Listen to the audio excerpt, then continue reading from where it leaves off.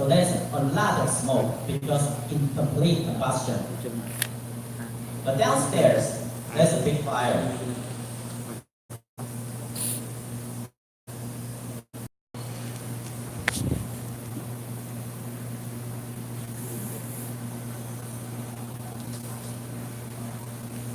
Okay, we see a firefighter now. So let's try to extinguish the fire. It thinks that the smoke is too heavy, so maybe let out some smoke. To break the window, we can have a better visibility. We can see the fire better. And we can extinguish the fire.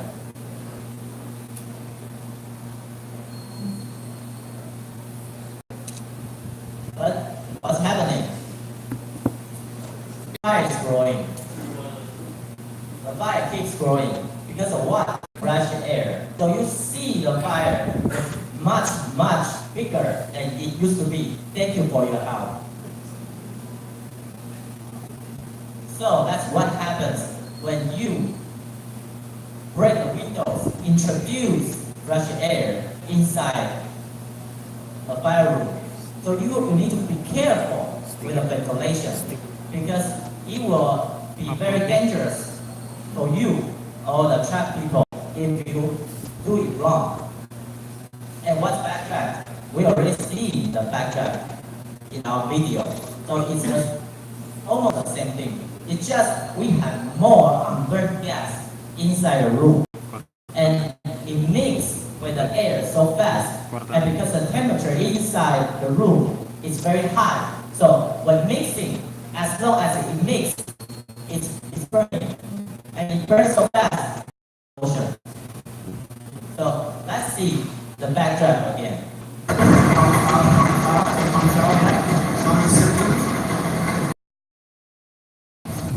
Okay, reintroduction of air in a much unburned gas container and become a very fast burning as an explosion. This is backtrack. So comparison for the ventilation-induced flashover, it reached the highest peak as a fully developed fire. For backtrack, it can be higher, much higher than the fully developed fire. But after a burning, usually you will come back to a peak release rate. So another thing you should be aware of, you should know, is that what is a fuel control fire. A fuel control fire is that there is enough air supply for the burning. So as long as there is fuel, the heat release rate grows. So because we have sufficient air supply, so the fuel can just burn. It's free burning. It just keep increasing the heat release rate. So the radiation heat flux will increase the further burning. And what is ventilation control fire? It means that the air supply is not enough for burning all the fuel at once, just as we saw in this fire curve. This is controlled by the air supply. But sometimes it can be just reach this peak, even it's a free burning, because to make a solid to burn, you need to paralyze first. So the burning thing is air. Only air and gas will burn. The solid thing will not burn. It is paralyzed to unburned gas and mix with air, then it will burn. So some things, they don't paralyze that quickly. So there's a peak, even it's a free burning. So there's a peak for the combustion.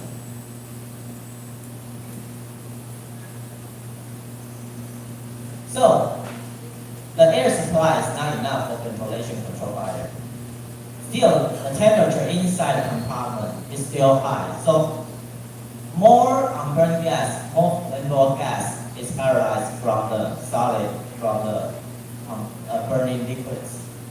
and it's in the air, it's in the compartment, because these are unburned gases. Once it mixes with air, and it has sufficient heat, heat supply, it will burn. And it will burn like an explosion, just as we saw. And in this case, higher CO is produced due to incomplete combustion. So now I will tell you a model how you will see a fire. It's a two-layer model. There are two layers in a fire room. So one is cold layer, or one is hot layer. And what's the hot layer? This is the smoke. So when the fire burns, you will have smoke, and the smoke will contain on the upper layer. So usually in the fire room, there are two separated layers. So the smoke layer is above, cold layer in the lower. So first thing is what is neutral flame. The neutral flame. Okay, let's say this first. Like in a compound fire, there's smoke venting out, and there's like this part, there's smoke venting out, and air venting in. And why is venting out venting in? Because pressure difference. So the pressure difference is because the temperature difference between hot air. When the temperature is higher, the air is lighter, right? When the temperature is higher, so hot gases flow above due to buoyancy. Cold air stays downstairs, stays lower. Okay, this is the first thing. And neutral flame is where the pressure difference of cold air and hot gas equals zero. And why is that? So you see the pressure line here. This is the pressure line. Okay, the x-axis. The x-axis is pressure, and the y-axis is height. So in the fire compartment like this one, there's a pressure line. So we have the pressure line inside the fire compartment is this one. And this is the pressure line outside as the ambient air. And what's the difference of this, of the gradient, of the slope of these two pressure lines? It's due to the temperature difference. And the temperature difference makes the density difference. So pressure will decrease when the height increases. So in the mountain, the pressure is lower, right? You can get this idea. So the altitude is higher than the pressure is lower. Okay. So this is why the pressure is decreasing due to high. So this is the first thing. And why is the gradient, the slope, different for in the confined compartment and the ambient air? Because this density is smaller because temperature is higher. So the pressure difference is due to density times gravity times height. So you will have a steeper slope for a lower density. And for the ambient air, it has higher density. So the same height, you will have more reduction of pressure. If you don't get this point, it's okay. I just want to explain the theory and let you know why the flow of cold air goes in from the bottom and the hot air will vent out from the upper layer. This is the most important idea, but I will also tell you the theory.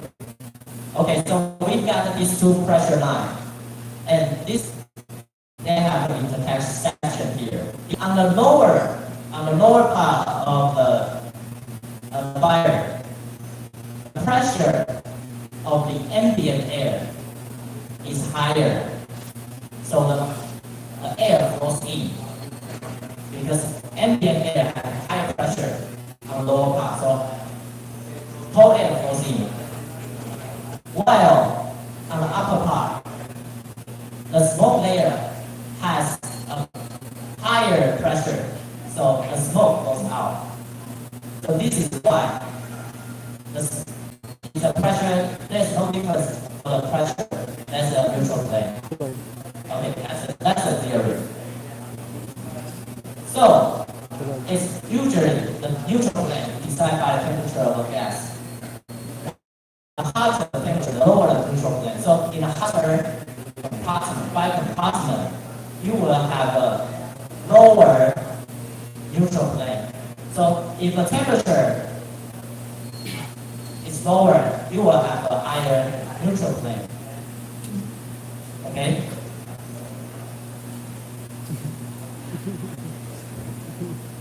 So I will explain a little bit more for the pressure difference in the fire compartment. So there are 4 stages for the burning. I mean the fire accident. So in the first stage, there's a fire here. So there's smoke. And when there's production of air or more gases inside the compartment, so the pressure, the whole pressure inside the room is higher than outside. You get it? You get this point? During the fire, so the pressure line here inside the room is higher than the outside. So everything is venting out. We try to vent out. And why is that? They are too slow for the indoor fire because there are 2 layers. This is the smoke layer. This is the cold air.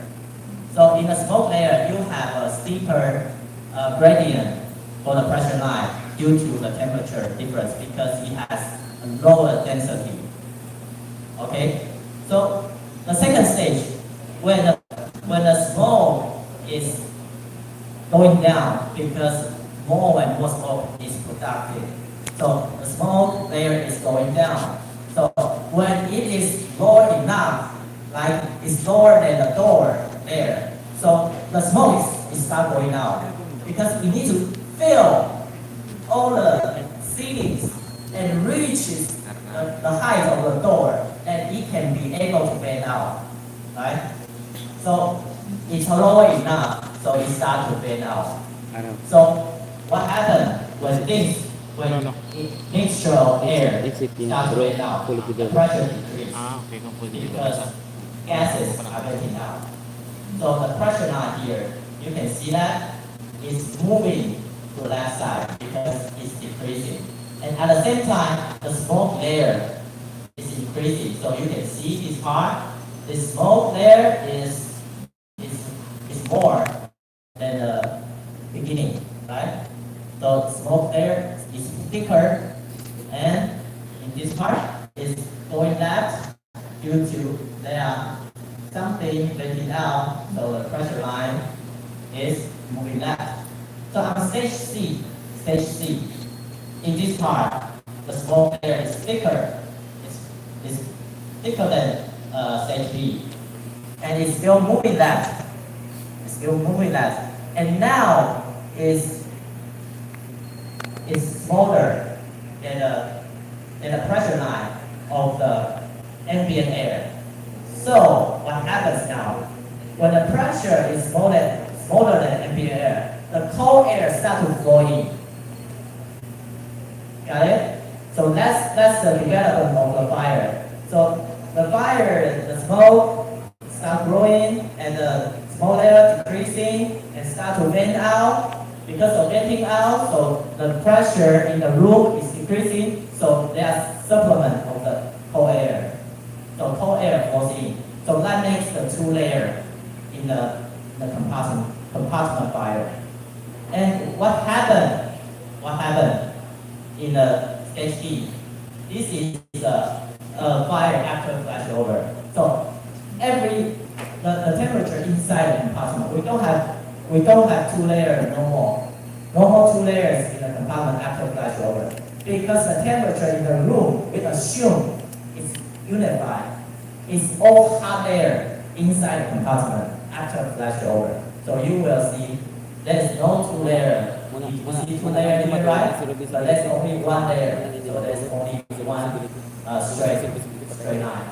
So this is why the cold air is venting in and the hot gas is venting out. Okay. This is just another show of the right side thing. Okay, so let's see some diagram and you can have more image for the fire group. So this is stage B. You see, stage B, the pressure line, you got things venting out, everything venting out because the pressure inside the room is higher than the ambient. And you got stage C, because now the cold air floating in. And the smoke layer is thicker, and after flashover, there's only one pressure curve inside the room. So you still got cold air in, but there's only one temperature inside the compartment. So that's the theory of ventilation. Okay, so from this theory, we will know that what is stack effect. Stack effect happens